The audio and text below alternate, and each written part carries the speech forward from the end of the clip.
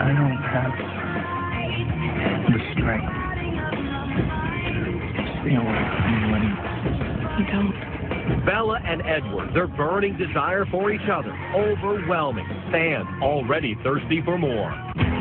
Back alley entrances, fake names on the call sheet, and mounted police guarding the set. It is one of the most secretive productions ever made, and we're taking you inside. Set the record straight for us. How much of Edward and Bella together will we see in this movie? It's kind of as close as possible to the book as you can get. Secrets to the sequel. Number 1, you get more Edward than the book originally prescribed. The visions, we call them, in the book is supposed to be that she only hears him, but she actually does see him in front of her.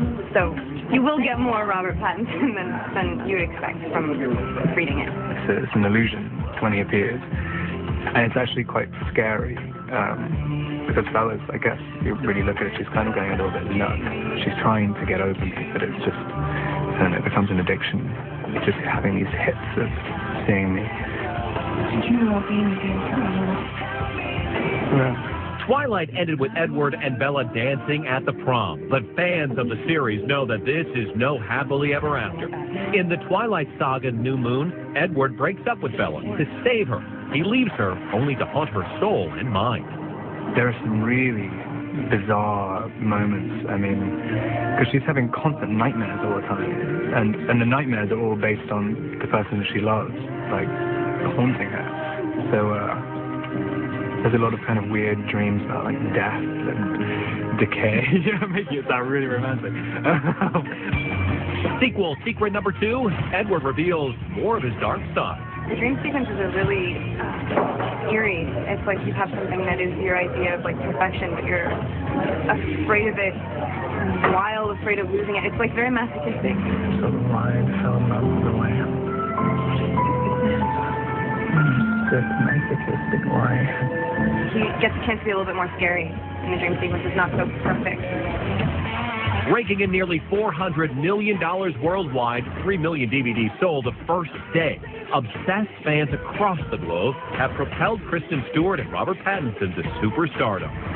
It's quite difficult because when you see like all these people, you think in one way or another you have to please them, because like the scream is like a scream of like wanting all of it. But I mean, I don't know what people want. Well, Robert, what they want is more detail. Author Stephanie Meyer had sequel secret number 3. I took it to some extremes in New Moon, and I think it's kind of an emotional roller coaster experience. You hear that a lot, a little cathartic for me anyway. Probably not what you're expecting unless you've looked at spoilers. That emotional roller coaster is the love triangle between Bella, vampire love Edward, and her pal Jacob, played by Taylor Lautner. I leave you alone for 2 minutes, and the wolves descend.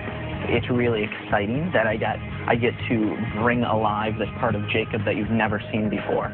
But yeah, you can feel the pressure at moments. She has a best friend that would do absolutely anything for her, and he's the right choice. But there's something about like true love. And the more I don't come back, the more she thinks like, well, I should like settle for the compromise. I mean, he didn't want me. Edward didn't want me. You like me, right? Wait. It's because of him.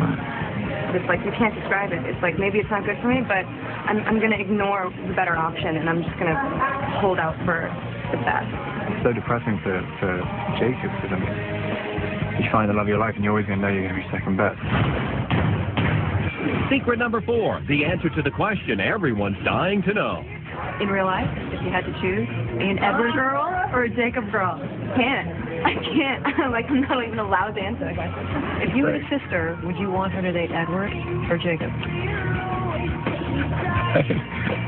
At 12, yes.